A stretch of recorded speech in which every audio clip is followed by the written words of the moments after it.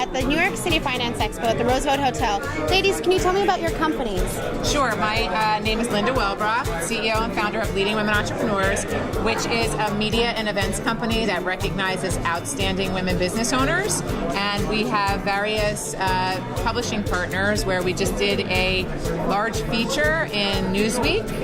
We're also partnered with New Jersey Monthly Magazine, and we're shining the light on some of the best and brightest talent in the world. Wow. Yeah. Tara, how about you? So I run women's business organization called BIG, Believe, Inspire, Grow, and we help incubate women, and we get them started to become entrepreneurs, and when they grow up, they hope to become leading women entrepreneurs through Linda's organization. That's great. And so you guys are both in the social media room today. How up to date are you guys on social media? Linda? I feel like I am always a student in the new world of social media. I think my expertise has been more in traditional methods of marketing, like print media.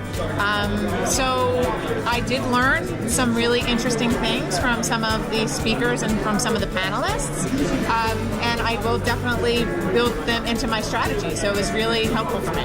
Great. Tara? Yeah, I thought it was great. I mean, we learned a lot. I had the presentation from Ken. So it's reassuring to get us on the right track and keep going, but the implementation seems endless, so it's always good to have support, and I'm just glad to be working with Socialfix to do that. Oh, wonderful. Right. So what's different about the New York City Finance Expo compared to other expos out there?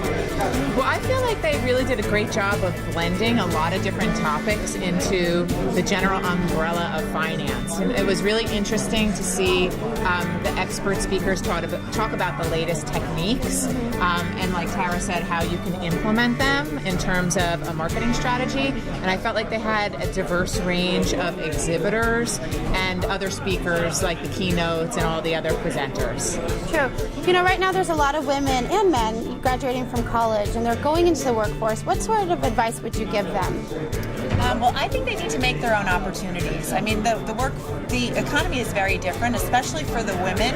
They can become whatever they want to be, but they're going to need to figure out the niches for that they want to work in. They're going to need to build their support systems around them. They're going to need to be very creative in what they do, because the traditional jobs are not out there anymore. They're going to have to make their opportunities happen, and they're going to have to learn how to build their own business and then maybe make that into their next opportunity. I think it's a different way they're going to have to look at it. Yeah, and just to build on what Tara said, I think that it's really important to advise the younger generation about how important connections are and how that they must continue to build them and keep the old ones that they make.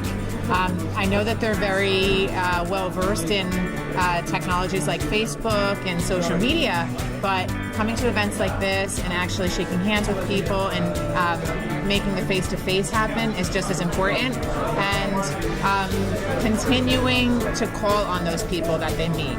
So that's the advice I would give. Yeah, I would, just to add to what Linda's saying, one of the things the new generation needs to know is the old-fashioned way of communication. I think that's what Linda's referring to. I mean, these children, these kids, my children, your children, and the college graduates, they grew up on social media. They know this back of the hand. They have so many talents in that area. But they do need to go back to the old-fashioned way. They need to learn just how to handshake, how to look someone in the eye, how to sit with adults and contacts and be able to speak one-on-one. At the end of the day, I think the pendulum is swinging a little bit back to the middle of the road, and they have to be diverse in all their skill sets. Right. That's all really great advice. Yeah. You guys going anywhere fun after the expo today?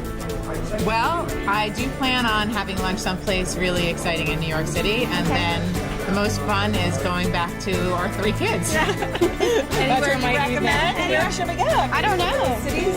But let's go on an adventure. Let's do it. We're in the Big Apple, right? Thank you so much for your time, ladies, and have a great day. Thank you, Leah.